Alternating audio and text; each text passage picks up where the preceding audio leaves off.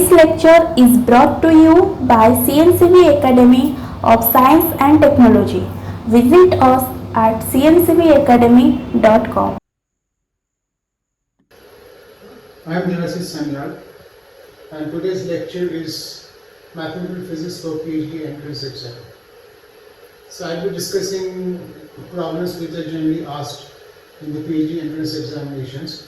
I will be deriving the formulas, but as we go along, I will be discussing the formulas. And the problems which I will be discussing, I will be doing the problems in great details, but I will give sufficient hints so that you will be able to complete the problem on your own. So let's get started. So we start with numerical methods and we will be doing integration. So we have an integration of this form, standard integration, fx dx, and I integrate from a to b. So what I have to find out? I have to find out the area under the curve fx from a to b. So the standard procedure is I divide the interval from a to b into say n intervals, each of say length h. So I start with a, then x1, x2, and I end at xn. Xn is equal to b and x0 is equal to a. Now we are going to apply two methods for integration. One is called the trapezoidal rule and one is the Simpson's one-third rule. So the trapezoidal rule is when we approximate the curve fx by piecewise straight lines. That is, from say x0 to x1, I draw a straight line. So this is an approximation definitely, because the curve is fx, which may not be a straight line. So from x0 to x1, I draw a straight line, and from x1 to x2, I draw another straight line. And that is how I approximate the curve with piecewise straight lines. So if I consider the area under the curve from x0 to x1, this is the trapezoidal rule. So this area under the curve is half h fx0 plus fx1. So this is the value of the function as x0, and this is the value of the function at x1. And this is h. H is the difference between x0 and x1, or x1 and x2. Here we have taken the interval to be of the same length. So this is the trapezoidal rule. So once I get to the area under the curve from x0 to x1, I can also find out the area of the curve under x1, between x1 and x2, and so on and so forth. So we can just keep adding to this term and we'll get the approximate value of this integral under this trapezoidal rule. There is another important rule which is an improvement on this one, which is called the Simpson's one-third rule. So here I have used a straight line. In Simpson's one-third rule, instead of a straight line, I use a quadratic curve. A quadratic curve has three coefficients. A quadratic curve is of the nature of some constant plus dx plus cx square. If that is the case, I need 3 points. So the points will be x0, x1 and x2. So the function fx will be approximated by the quadratic curve, which will be passing through x0, x1 and x2. And so what is the area under this curve? So the area under this curve, area under this curve is given by, so this is the rule for the quadratic curve. So it is given by 1/3 h fx0 plus 4 fx1 plus fx2. So this is the Simpson's one-third rule. So this is the area of the curve, quadratic curve passing through the points x0, x1 and x2, such that it has the value fx0, fx1 and fx2. And once we have found out this area under this curve, we can keep continuing along this interval, and we can find out this integration. So let us see how we do it. So this is an integral taken from 0 to 3, and this is my fx, 1 over 1 plus x square. So this we are going to find out using trapezoidal rule as well as Simpson's rule. And here we take h0 is equal to 0.5. So I start from 0, then the next point will be at 0.5, next will be at 1, 1.5, 2, 2.5, 3. That is how the picture looks like. Now under trapezoidal rule, what is the formula? Formula will be h half f0 plus f0.5 plus f1 plus dot dot dot f2.5 plus half f3. This you can check very easily. You just keep adding the terms methodically, and you will see here you will get f0.5, f1, and only at the two ends you will have half of f0 and half of f3. And here we have h, where h is 0.5. So if you just calculate from here, whatever you will get is due to the trapezoidal rule, the result of this definite integral. And when you go to Simpson's 1/3 rule, the answer is h 1/3 f0 plus 4 f0.5 plus twice f1. You can easily see where this 2 comes from. So f1 plus f1 it is. And then we have 4 f2.5 and f3. You can satisfy yourself, you just write down this expression on your own, and you see that we have got this expression. And then we just substitute the value from here in these terms, and whatever the result you get is the value of this definite integral due to 1/3 rule. This is more precise, so 1/3 rule gives a better value than trapezoidal rule, because here I have used a straight line fitting. Here I have used a quadratic fitting. So quadratic fitting is always better than a straight line fitting. And if you go to higher orders, cubic or quartic, you will get even better fittings in general. But we will stop at 1/3 rule. This is the Simpson's 1/3 rule. And this is a trapezoidal. So this result is from Simpson and this is from trapezoidal. Check yourself. The whole idea of this lecture is that you do the problems yourself. Don't just believe me, just whatever I claim, you have to check.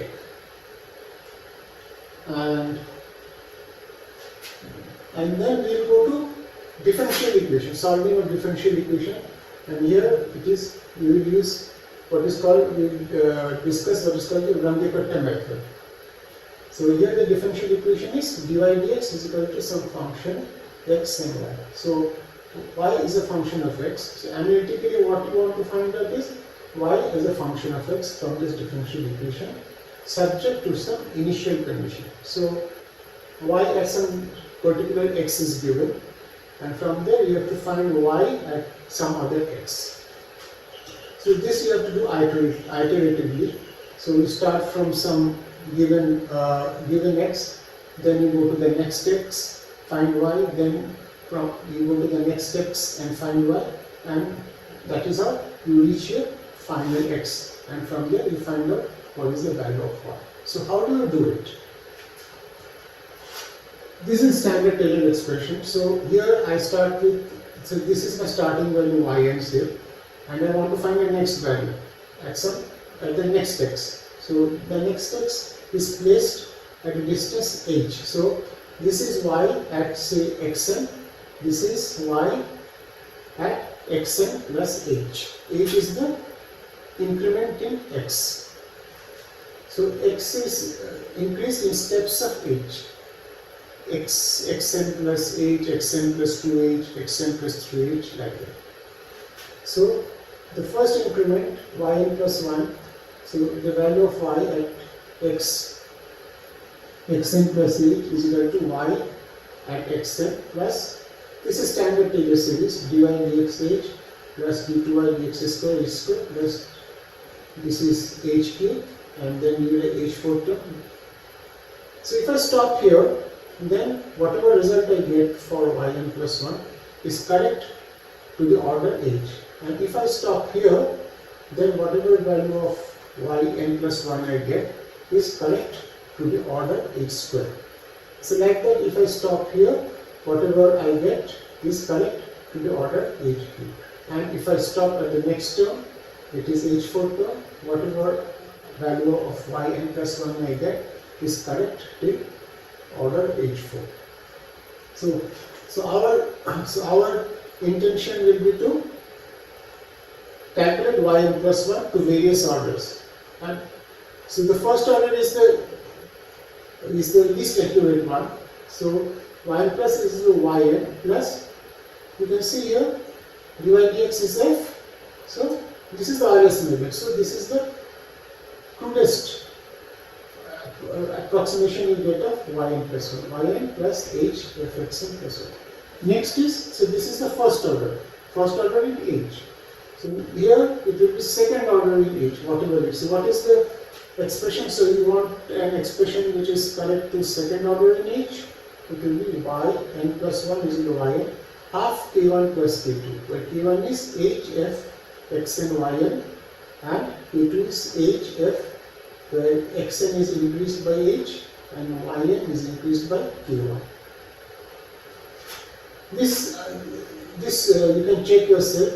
So if you do this, you actually get this result. You get till this result. So this is expressed in terms of f, which we know. So yn plus 1 is equal to yn plus half k1 plus k2. This is corrected second order. And then the third order, which I have skipped. And this fourth order is wrongly put down. So for fourth order, the expression is yn plus 1 is equal to yn plus 1/6 k1 plus 2k2 plus 2k3 plus k4. And what is k1? k1 is equal to h f xn yn. And what is k2? h f xn is increased by half h and yn is increased by half k1. And k3, what is k3? k3 is hf, xn is increased by half a, but yn is increased by half k2.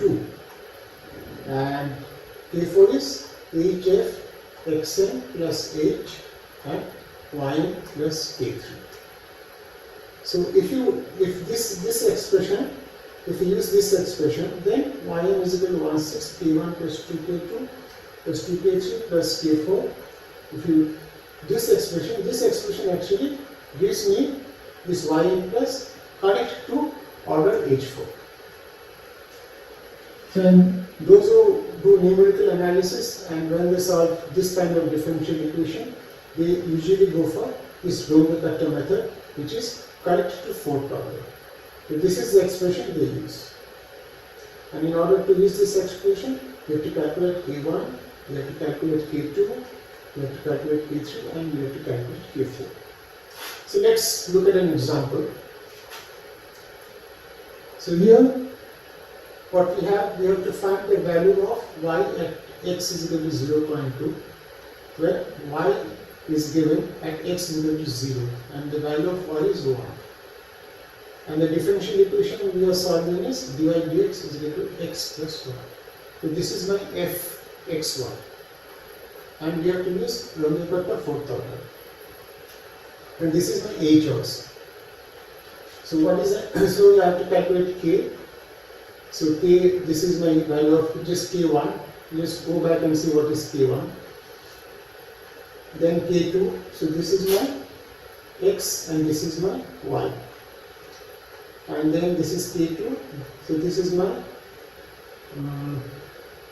xn is 0 plus half h. So h is 0.2, half h is 0.1 plus, and y is 1 plus half of k1. Right? And if you do this, you will get 0.2. So just find out what is K3. I have done this calculation. You satisfy yourself. This is K3 and this is K4. And once you have this, you can find out y is 0.2. So what is the value of y is 0.2 when this differential equation is satisfied, starting from here. And we have to use this. Just plug in the values of K1, K2, K3, K4 and you get y0. Do it yourself. And next we go to Newton-Raphson's method. The Newton-Raphson's method is about finding the root of a function of an equation. So the equation is fx is equal to 0. So under certain conditions, the root of the equation can be found out from this formula. The formula is xn plus 1 is equal to xn minus fx divided by f prime x. And you get the root when iteratively you get the same value. So when xn plus 1 is equal to xn, that means you have reached the root. And you get xn plus 1 is equal to xn, then fx is equal to 0.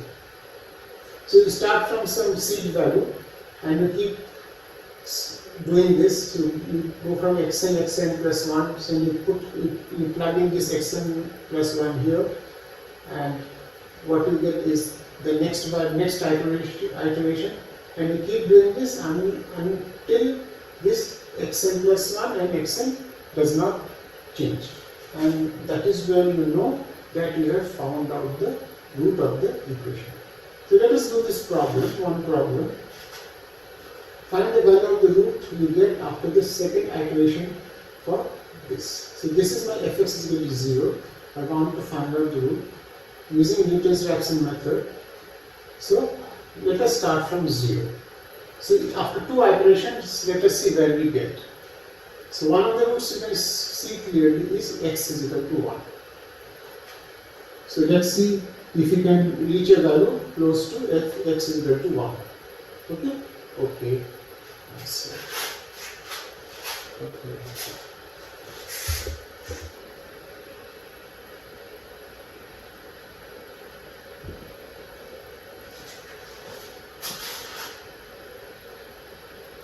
So let's start.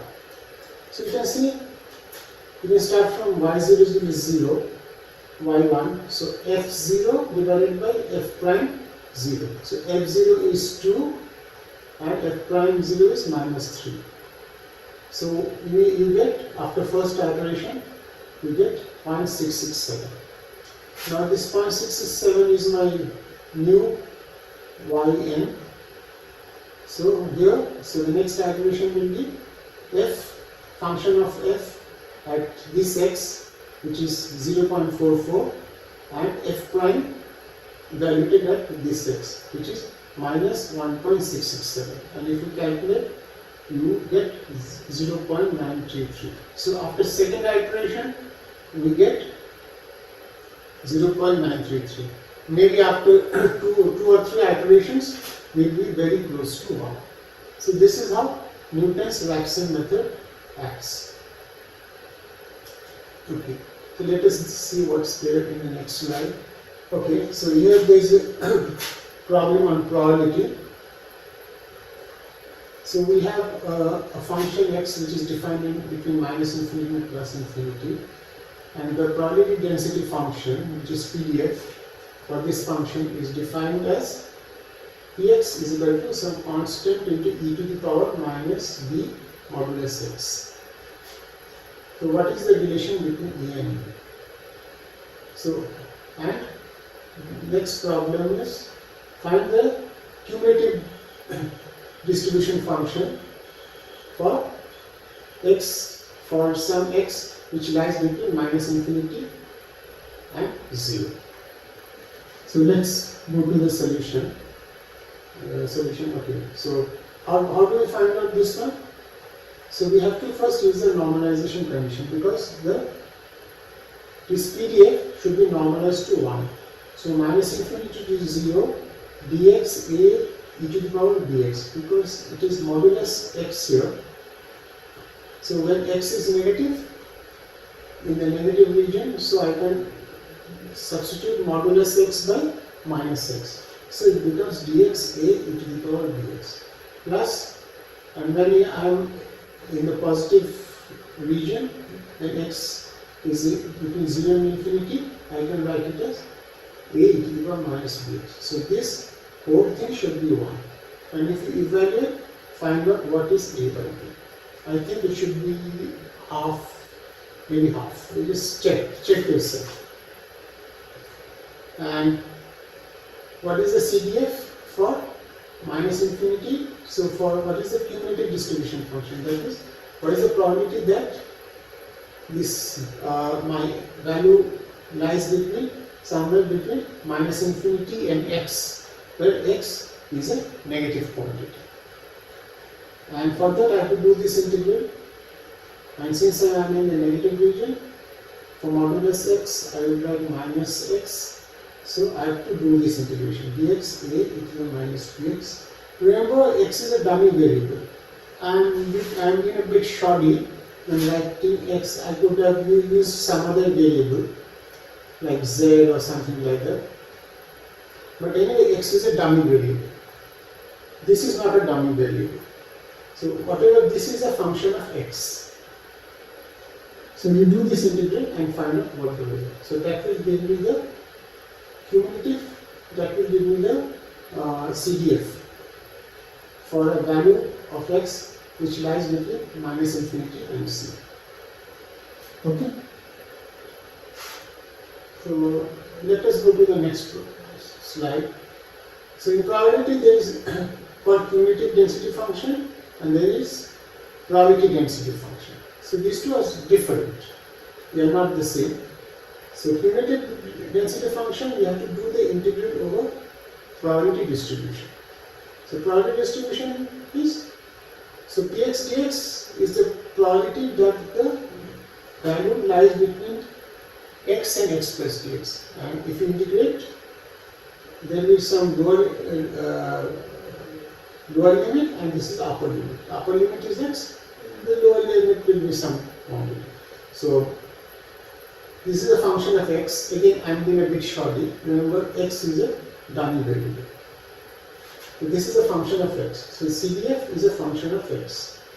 So once, if you are given the CDF in a particular region, for that region you can find out the probability density function by taking the derivative of the CDF. So CDF is a function of x. So if I take the derivative of CDF, I will directly get the probability density function in that region. So this is an important thing to remember. And now we go to tensors. So in tensors, I don't do any problem on tensors in this lecture, but it's just it's useful to go through some basic definition of tensor. We will do problems on tensor in the next lecture. So tensor is about transformation from a particular coordinate system x to another coordinate system y. So if there is a transformation from one coordinate system x to another coordinate system y, there are certain quantities which transform in a very typical, very definite way. So those quantities are called tensors. So those quantities are called tensors. When you go to x to y, the quantities change in a very particular way, and those are called tensors. So first we will be dealing with contravariant tensor. The contravariant tensor is given by upper index. So suppose I am in 4 dimension. So the upper index m n dot dot, since m can take any value from say 0, 1, 2, 3. So if it's a 4-dimensional space, a space-time, then m can take values 0, 1, 2, 3, and n can take the values also 0, 1, 2, 3, and dot dot. So you can have as many indices as you want. So initially this quantity is defined in x coordinate system. So if I go to y coordinate system, the same quantity will transform like this. So Tmn. So this gives the definition is del ym divided by del xp del yn divided by del xq tpqx. So this is contravariant tensor. This is a tensor. So the number of indices you have will give you the rank of a tensor. If you have only m, then it's a tensor of rank 1. If you have only m and n, it's a tensor of rank 2, and so on and so forth. If you have no indices here, that means it's a tensor of rank 0, but it is still a tensor. And here remember, I am using Einstein's summation convention. So you can see this, there is summation over p, the summation over p, that is p. If I am talking about 4 dimension, then this p is summed from 0, 1, 2, 3, and q also is summed from 0, 1, 2, 3. So this, whenever there is repeated index, that means there is summation going on. I have not expressly put a summation, and I have not written down summation over p and summation over q. This repeat in tensorial in tensorial analysis, a repeated index implies summation. So there is summation over p and summation over q. So only index that survives is m and n. So m and n. This is, or in terms of transformation matrix, I can write that this my new the quantity in the new reference frame is now written in terms of y.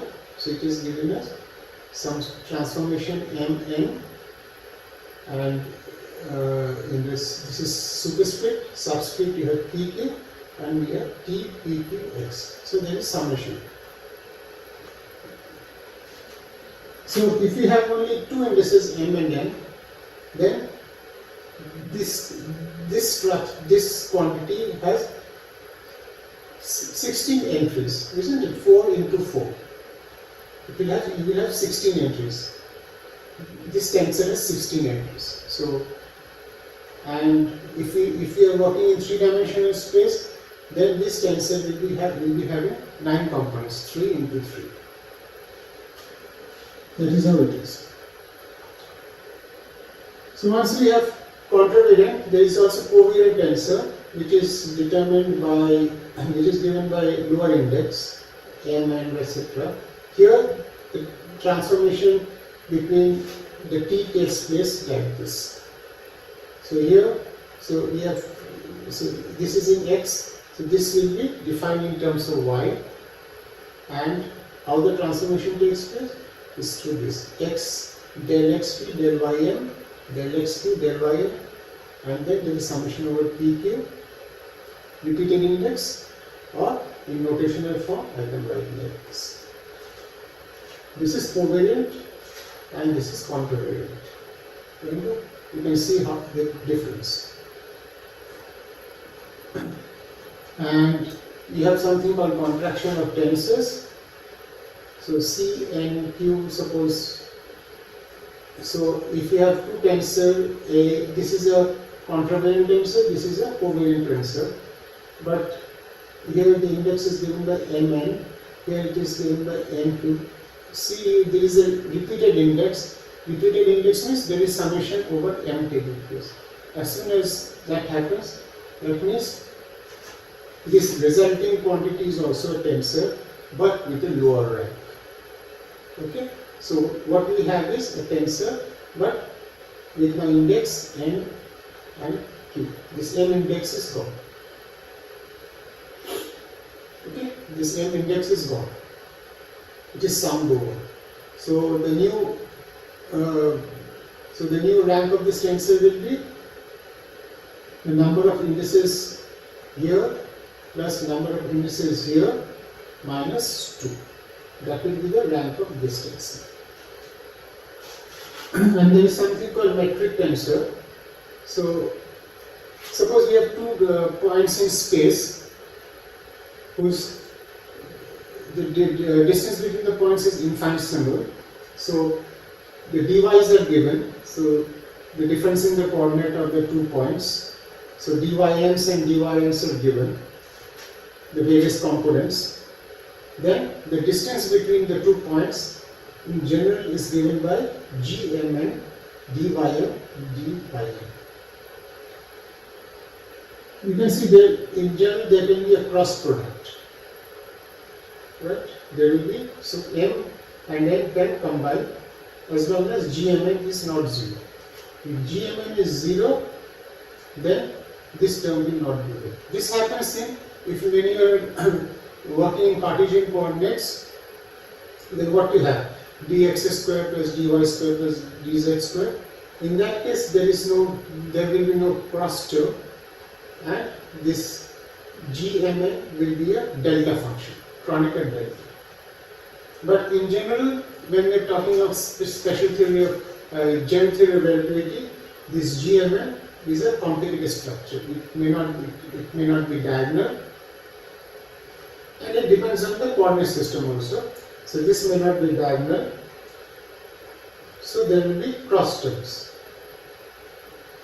Like dym can combine with dy. And so this is called the metric tensor.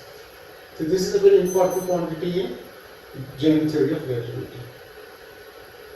And this is a metric tensor. So the metric tensor has an inverse such that if this and this multiply, I get one identity matrix. And this inverse has a name. So this is you can see. So this is a scalar quantity. Scalar quantity is a tensor of rank 0.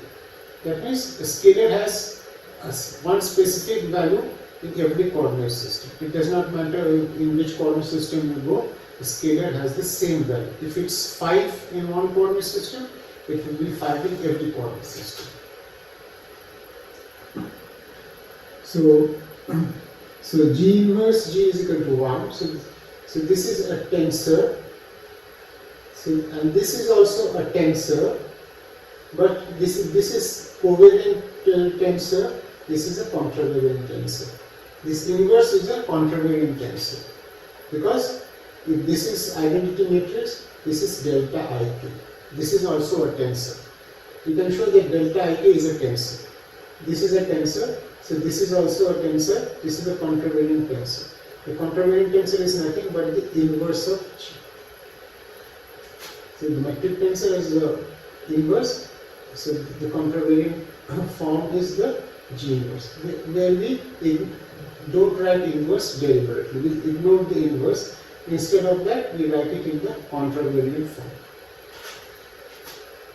This is all we need to know about tensors. So next lecture we will do problems and tensors. And if you need to know more, we'll discuss. But now we'll go to some problems. So this is from complex analysis. So if you are supposed to do this integral, so 0 to 2 pi d theta e to the power cos theta cos n theta minus sin theta, and you have to show that this is 2 pi by n factorial. So this term I can write it as, so this term you can see is the real part of this term. Right? So I have written I is equal to real e to the power 0 to 2 pi d theta cos theta e to the power minus I n theta minus sin n theta. Right? So this cos term is the real part of this term. So I will do this integral and I will take the real part of this integral, and that will give me the answer to this. So if you just evaluate, just do some manipulation, then you have cos theta minus I sin minus plus I sin theta. Cos theta plus I sin theta is e to the power I theta. So e theta e to the power I theta, and here you have e to the power I n theta. Now you just substitute z is equal to e to the power I theta, and then you do a contour integral. So now the integration will be in terms of z about a contour which is a unit circle. And you can see if you do this substitution, this unit circle has a similarity at z is equal to 0. So you have to find out the residue at z is equal to 0. And when you find out the residue at z is equal to 0, you will find that, and then take the real part of whatever the answer you are getting, you will find that this is 2 pi by n factorial. I think it is clear. It should not be difficult. Just do this substitution. Z is equal to e to the power I theta. So this becomes e to the power z, and this becomes, so this becomes z to the power minus n. And then do the problem. Then find the residue and you will get this answer. Or you can find the residue at z is equal to 1 for fz. This you can do in many ways. Means at least couple of ways. Show that the answer is 175 by 60. So I will put z minus 1 is equal to p, and accordingly I can write the whole expression in terms of p, and I can expand this whole expression like this. So you see that it has, so it will start from a minus 4.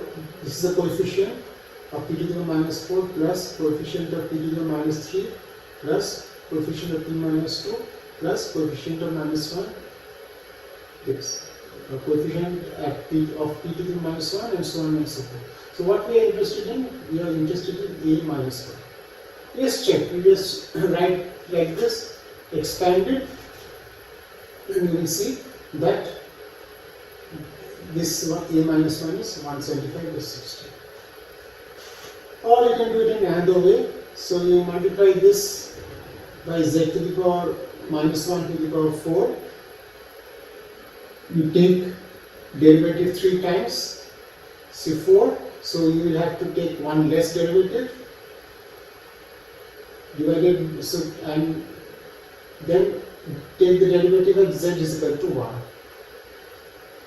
And whatever answer you get from here, you divided it with 1 by 3 factorial.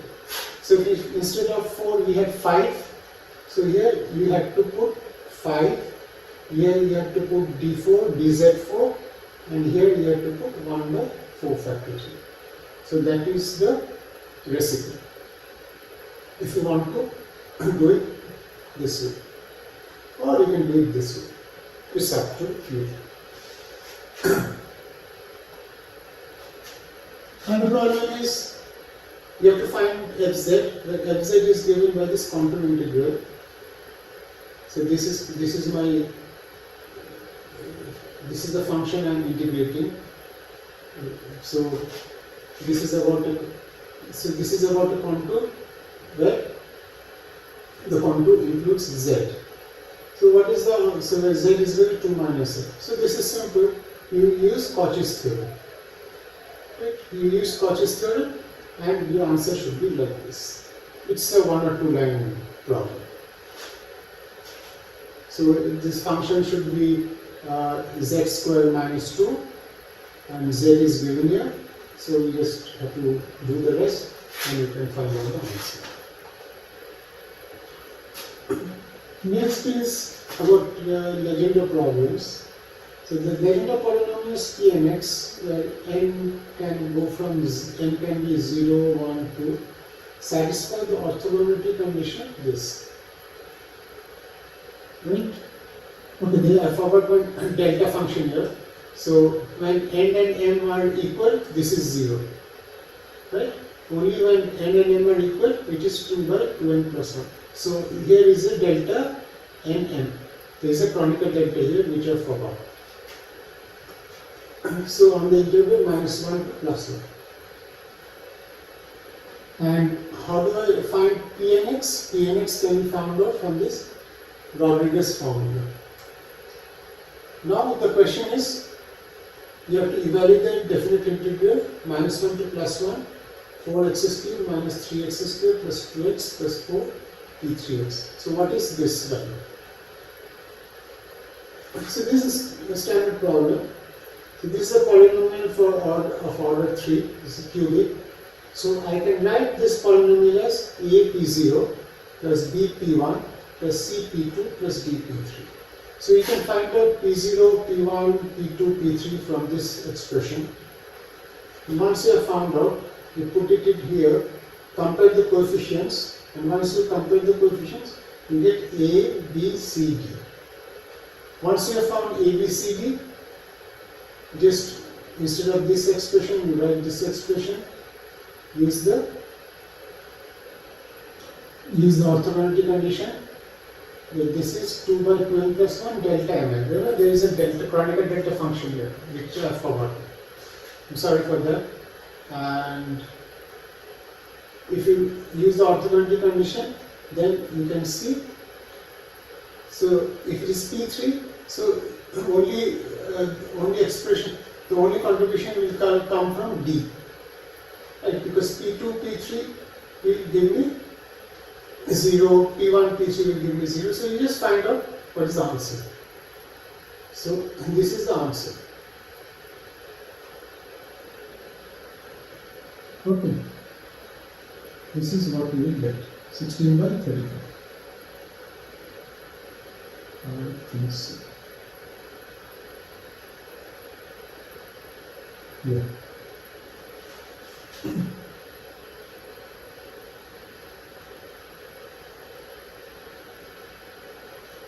So next is, so use the Fourier transform. This is another problem. So use the Fourier transform phi xy is equal to integral dk with your ikx phi ky to solve the differential equation. And what is the differential equation? This is the differential equation. So phi is a function of both x and y. So this is a partial differential equation which is defined in the upper half plane of the xy plane. And here we have to put phi k goes as sum y to the power alpha. Then what is the value of alpha? We have to find out. So here to solve this equation, you have to use a Fourier transform. So instead of phi xy, you have to write this expression, then solve this differential equation. When you solve this differential equation,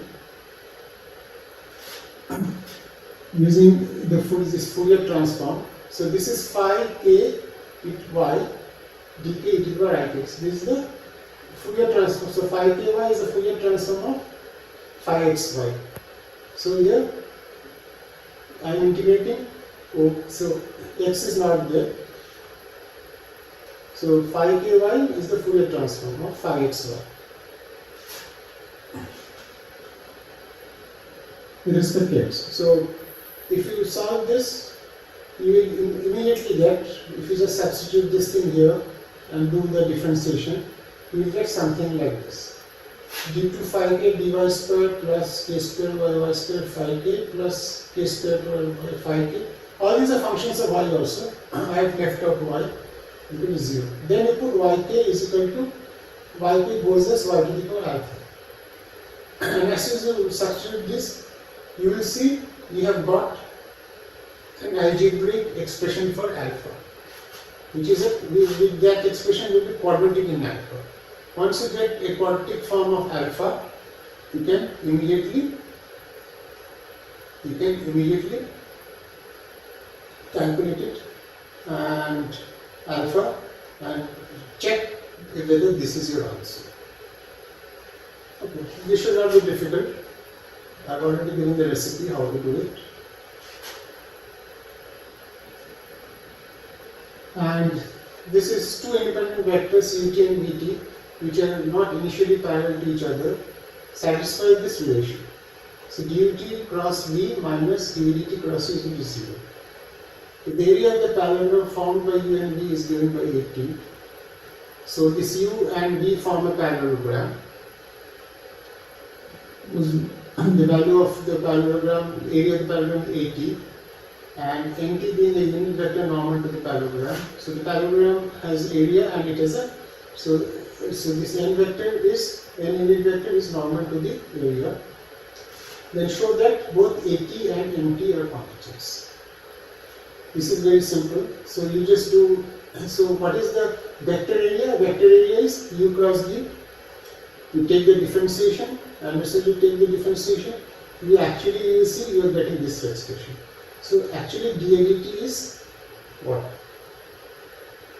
You can see what is dAdt, and once if dAdt is 0, which actually implies this A vector is a constant. That is, its magnitude is a constant and its direction is also a constant. And so you get the answer.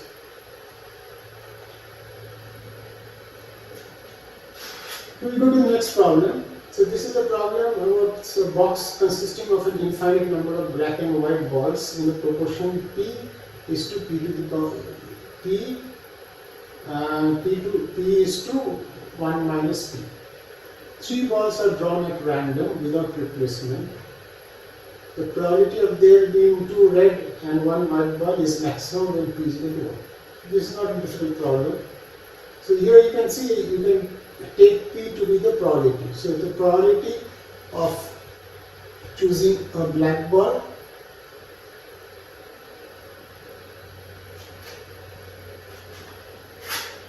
okay, sorry, I think this black should be red.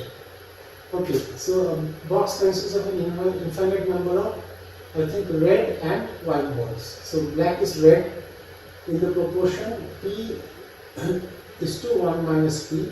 3 balls are drawn at random.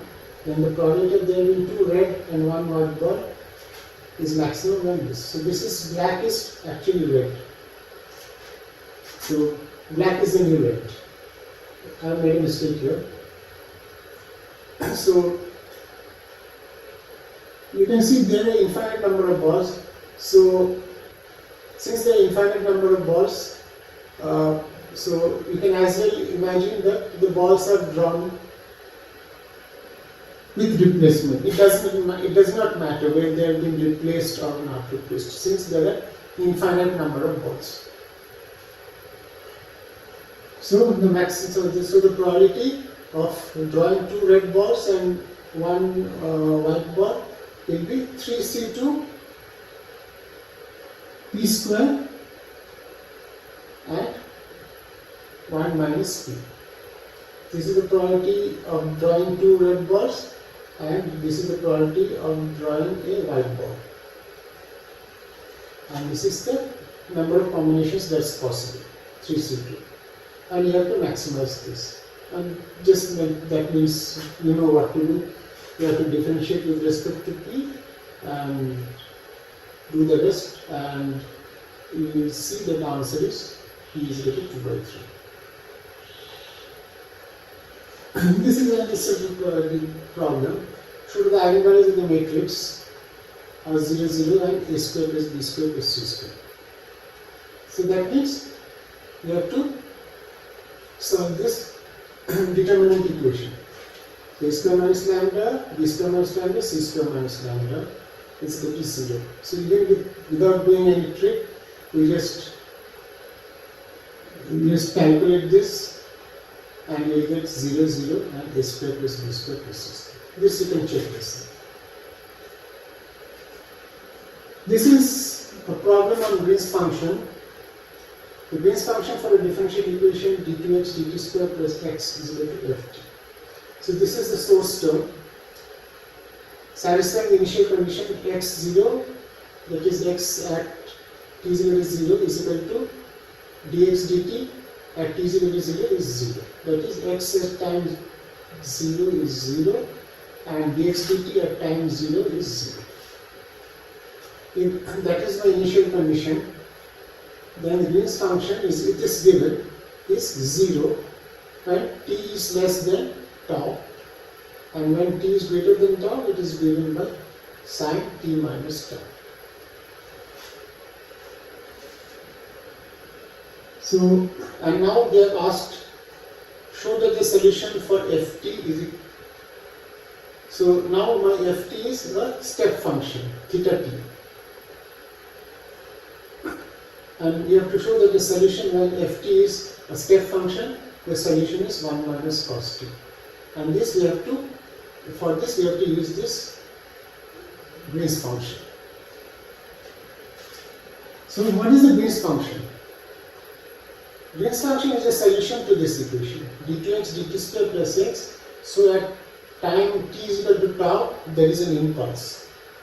So what is the value of x?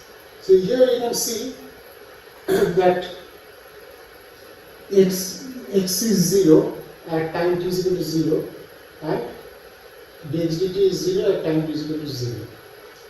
And if we take into account the condition of causality, that is, if my impulse is at time t is equal to tau, then if t is less than tau, then nothing should happen, right?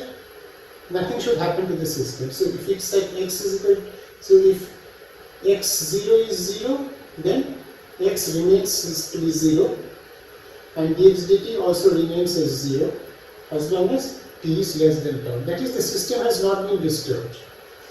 But when the system has been disturbed at tau, after that the system will evolve in a non-trivial manner and it will evolve like this.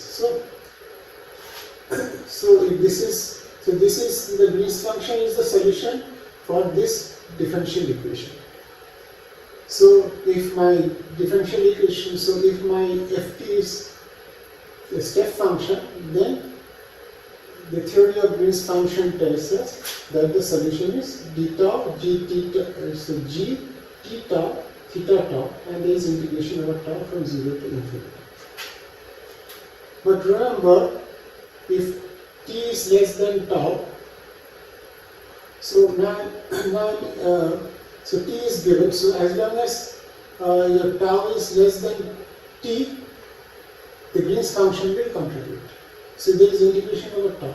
So as long as tau is less than t, Green's function will contribute. As soon as tau becomes greater than t, the Green's function will not contribute because the Green's function will become 0 whenever tau is become greater than t.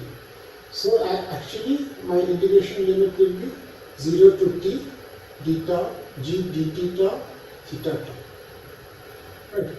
And this is given. So this is given sin t minus tau. Just solve it and check whether you get this expression. This is the logic. Check whether you get this expression.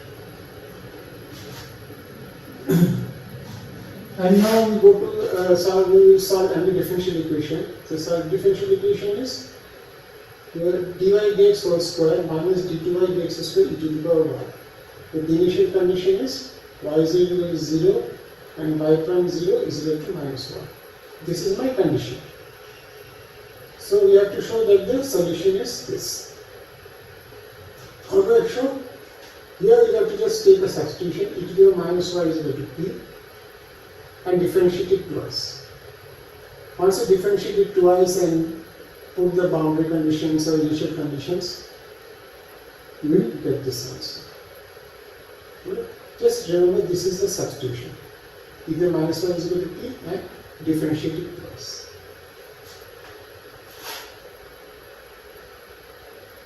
And now another problem.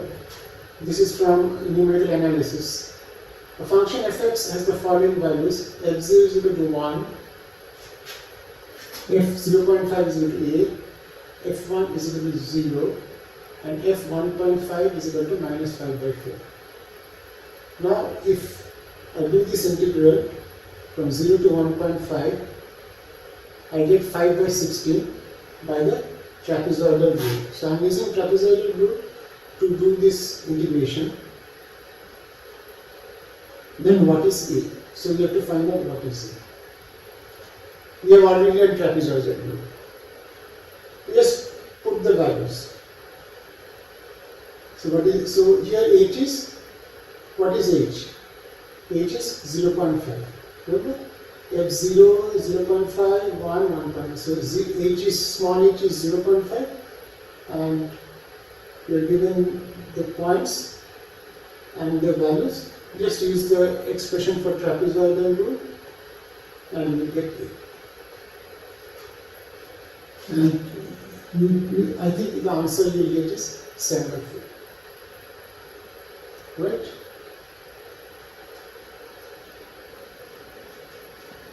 Next we go to this problem. Show that the volume of the region common to the interiors of two infinitely long cylinders given by x square plus y square is equal to 25 and x square plus 4z square is equal to 25 is around 333. So we have two cylinders. So this x square plus y square defines a cylinder whose axis is along z axis. So it is the infinitely long cylinder which goes from minus infinity to plus infinity along z axis, and its edge is given by the circle x square plus y square is equal to 25. And there is another cylinder which is whose axis is along y axis, but whose edge is not a circle, but you can see this is the equation of an ellipse. So this is an ellipse whose major axis is 5, which is you divided it by 25, so x square by 25 plus z square by 25 by 4, and whose minor axis is 5 by 2. So here you have two ellipses, one is along z axis, and you have two cylinders, one along z axis and one along y axis. For one cylinder the boundary is circular, and for another ellipse the boundary is elliptical. So the two cylinders will have a common volume somewhere in the middle. So they have asked you to show that the common volume is around 333. So the idea is like this. This I have taken from the internet, this diagram, but this will approximately tell us what we are doing. So here, this is the part of the cylinder, x square plus y square is equal to 25, right? So this is the z axis. This cylinder is going from minus infinity to plus infinity. And there is another cylinder which is coming from here. So this is the another cylinder is from minus infinity to plus infinity along y direction. So let us consider this cylinder. So this is the cylinder x square plus y square is 25, and so this is the part of the cylinder, and this is the portion of the other cylinder that is intersecting with the cylinder along z axis or this axis. So this is the part of the cylinder that is intersecting the cylinder that is projected along z axis. So this cylinder is along the y axis. So actually this I have drawn in the, so there are 8 quadrants, 1, 2, 3, 4. In the upper half plane there are 4 quadrants, and in the lower half plane there are 4 quadrants. So there are 8 quadrants. I am just drawing the whole thing in only one quadrant. So whatever is happening in one quadrant, I have to multiply it by 8 to get the result. So what I will take is, I will take strips like this. Okay, so I will fix y and I will integrate along x, and then I will integrate along y. So if I take a strip like this, say, so dx dy, and then this is my z axis. So this is my altitude z. So this z will depend on the second cylinder. So this is my first cylinder, and this is my second cylinder. So dx dy into z is the infinitesimal volume. So idea you can get. So there work. So dx dy. So it's dx dy into z. Z is a function of x. So x depends on y. So x goes from 0 to root of 25 minus y square. Right? So like this. So x is, I stop here. So y is fixed. So I change x from 0 to root 25 minus y square. And then I integrate over y. where y varies from 0 to 5, because the radius of this circle is 5. So this is answer. First we integrate over x. So z is a function of x, and what is z? Z is, check, z is half root 25 minus x square. So this z is determined by the second cylinder. So z is half root 25 minus x square.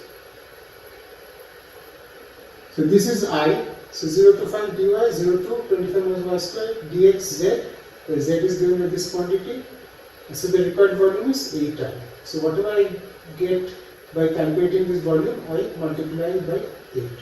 And how to do this integral? Actually, I will convert it into polar coordinates. So I will put x is equal to r cos theta, y is equal to r sin theta. With that, so in that case, I will go from xy to, this is my, so this will be my integration, r d theta dr, right?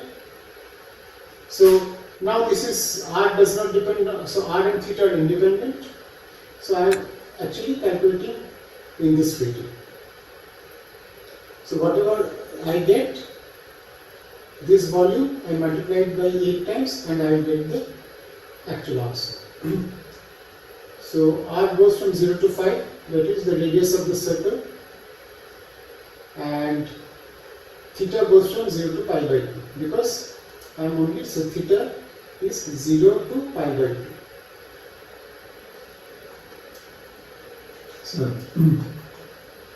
So I do this integral, and then you have to substitute zx.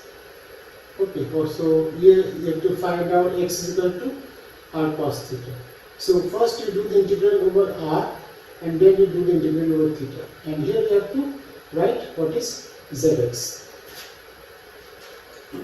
in terms of r and theta. Do the integral over r, do the integral over theta. You may come across infinity, but those infinities will cancel out. And finally you will get this answer. Do the integral over r first, and then do the integral over theta. Okay? And you will get the answer.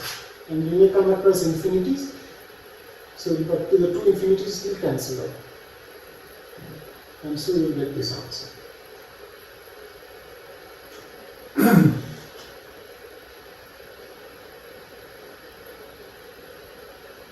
Okay, so, and take care of the limits also. The limits are r from 0 to 5, and this is theta is equal to, so, pi by 2. So you don't have to worry about the limits also, just substitute the zx. So this is 25 minus r square cos square theta.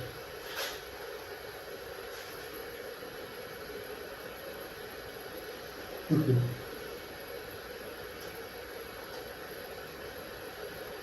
So next we go to another problem.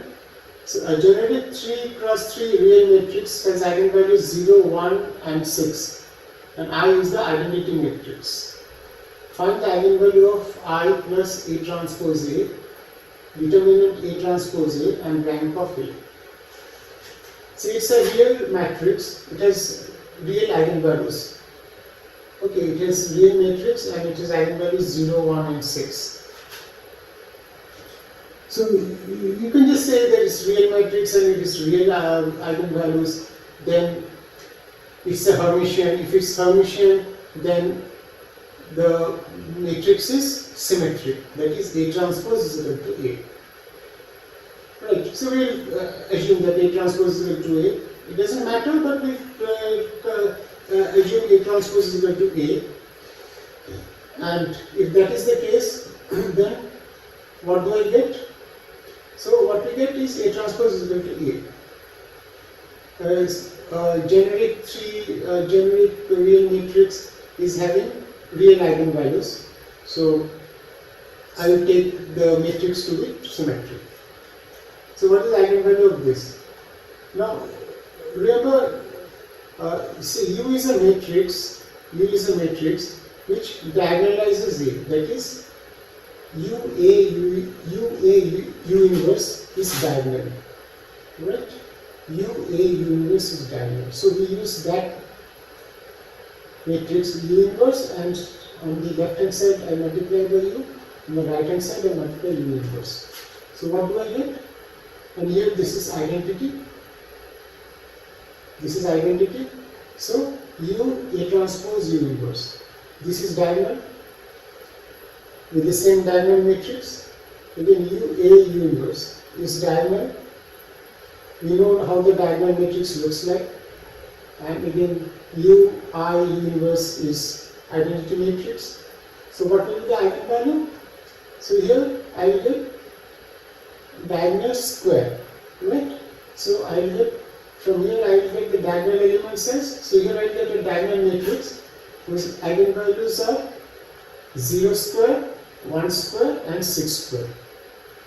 So if you do the calculation, the eigenvalues will be 1, from 0 square plus 1 will be 1, and 1 square plus 1 will be 2, and 6 square plus 1 will be 37. So these are the eigenvalues of this matrix. And what is determinant A transpose A? So determinant of A transpose A is determinant of A whole square, and determinant of A is 0. So it will be 0. And what is the rank of A? You can see, one thing you should know, that the rank of, so the rank of a matrix and the rank of its diagonal matrix, they are the same, because the diagonal matrix and the matrix from which it is derived, that is you get a diagonal matrix from A by using a similarity transformation like this one. U A U inverse is equal to the diagonal matrix. So such matrices have the same rank. So what is the rank of this diagonal matrix? You can see this diagonal matrix has one row completely 0, right, because of this diagonal element. One row completely 0, and the other two rows are non-zero. So I can here say that this diagonal matrix has a rank 2. If this diagonal matrix has a rank 2, then this matrix A, the matrix A, which I have defined here, started with, it has also rank 2. Okay, let me see. So the volume integral I will calculate here. So this is a volume integral that is given. Triple integral A dot curl of A, and this is a volume integral, is over a V bounded, that is over a volume bounded by a surface delta. And with n dot ds being, so ds being infrastructure surface area and n being the outward normal. Okay, so it should be here. So if it changes from, so this integral changes to I plus delta I when I replace this I by A plus gradient of a lambda. Lambda is a scalar. So instead of writing A, if I write A plus gradient of lambda, then you have to show that this delta I is equal to this. Minus, it becomes a surface integral, from volume integral it becomes a surface integral dot n ds. Okay, and for that, we don't have to do much, so just substitute A by this expression here and here. Remember, curl of a gradient is always 0, and use this identity. Right? Use this identity, and you can see we have to use a Gauss's theorem since there is a surface integral, and you should get this also. Okay, just check, do it yourself. You should not use this identity. Use this vector calculus identity, and then you will get this also without much difficulty. Okay.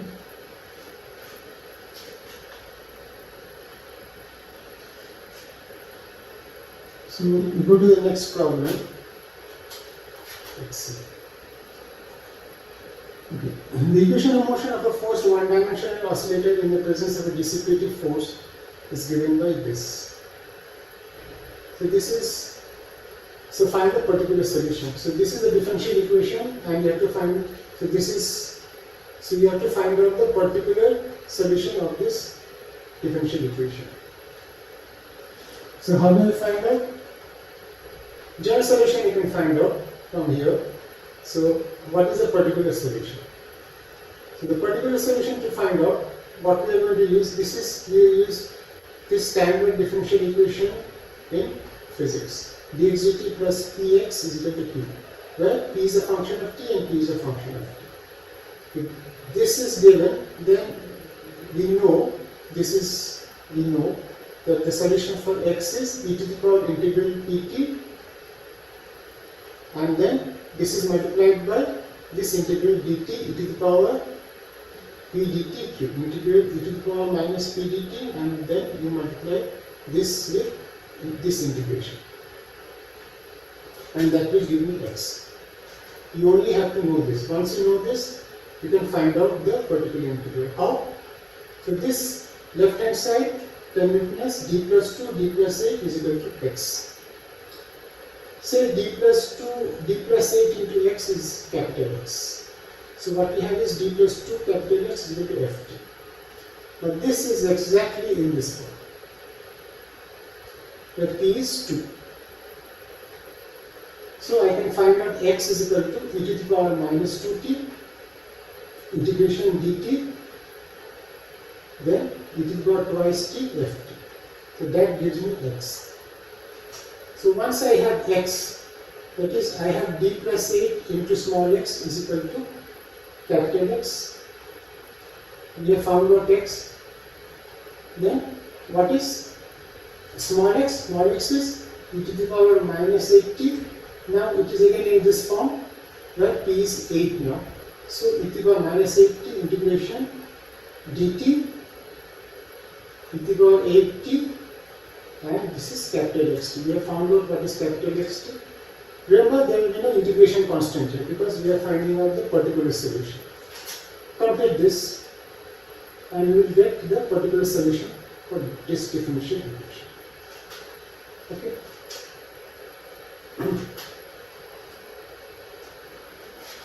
And this is, I think, the last problem for today. So the position of a particle in one dimension changes in discrete steps. With each step, it moves to the right.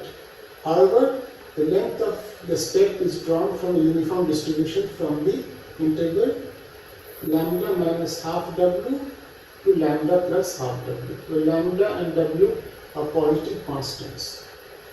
If x denotes the distance from the starting point after n steps, the standard deviation for large n is this. So we have a problem where suppose particle is at one point, then it goes to the right, but the size of the step varies. Sometimes it takes a smaller step of smaller size, sometimes it takes a step of larger size. So it goes like this: small step, large step, small step, small step, then large step. Like that it is going. Right? So this is the range. This is the range of the step size. So lambda minus half omega to lambda plus half omega is the step size. So now it takes n steps. So now they have asked you if capital X is the distance from the starting point after capital N steps. What is this? What is show? We have to show that this result is true. How do we do? Remember, we have taken a uniform distribution. So first we have to find out what is p dx. So this is my limit. So x is varying from lambda minus w by 2 to lambda plus w by 2. And in the problem it is given uniform distribution. So p is constant. Use the normalization constant. And from this we get p is equal to 1 plus w. P is a constant because it's a uniform distribution.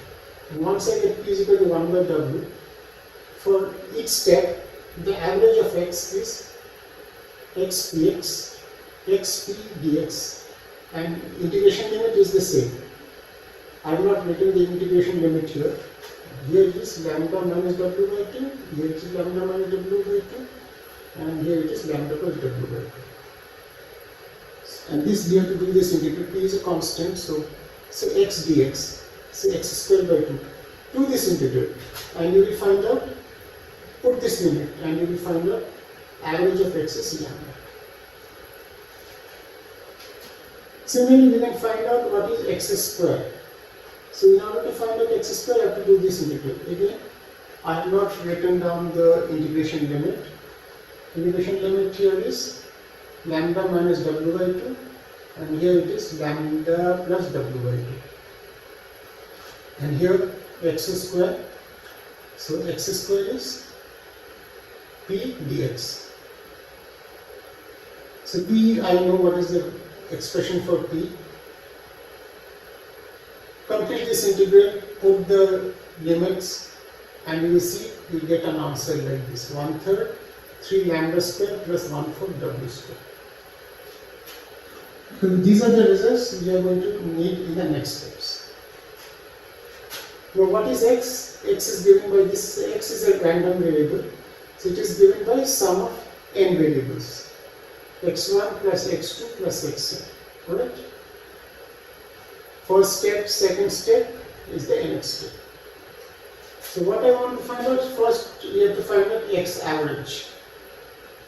So if I do x average, so I have to do x1 average, x2 average, xn average, and each average is the same. So I can say capital X average is equal to capital N into x1 average. Okay? Done. And what is x square average? So in order that we have to find x square. So if you find x square, you will get x1 square plus x2 square plus xn square plus twice x1 x2 plus twice x1 x3, etc., etc. So how many such terms will be there? So if I take the average of x square, I will have to take the average of terms like x1 square, x2 square. So there are n terms, n such terms. So each term will give the same value. So here I am multiplied by n x1 square. And then there will be cross terms, x1, x2, x1, xn, x2, xn. How many such terms will be there? nc2, nc2, nc2 twice, and then you can see when I take the average of x1 and x2, since x1 and x2 are independent, I can write them as x1 average and x2 average separately. So how many such terms are there? 2 x1, x2. How many such terms will be there? nc2, right? nc2. So nc2 multiplied by twice x1 and x2 average plus n x1 square. And now x1 average we have found out. So x1 average and x2 average are the same. This is lambda. x1 square, I know what is x1 square here.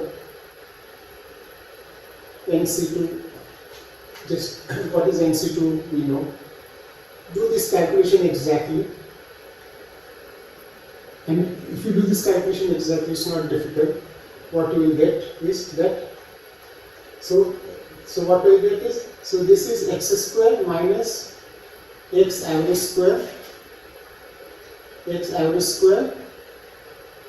and square root. If you do this, so all these things that we have already found out, if you just plug in the values, what you will get is w by 2 root n by 3.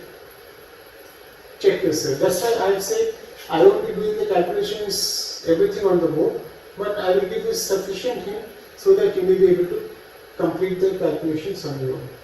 I think you will be able to finish this, because all these things are known. I hope you understood what is NC2, because how many such combinations will be there, cross terms?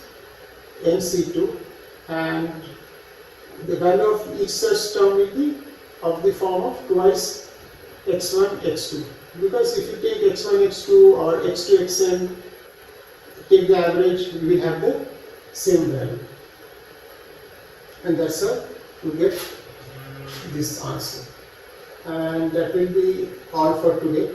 So we will soon meet for the next part of this lecture on mathematical methods. So thank you.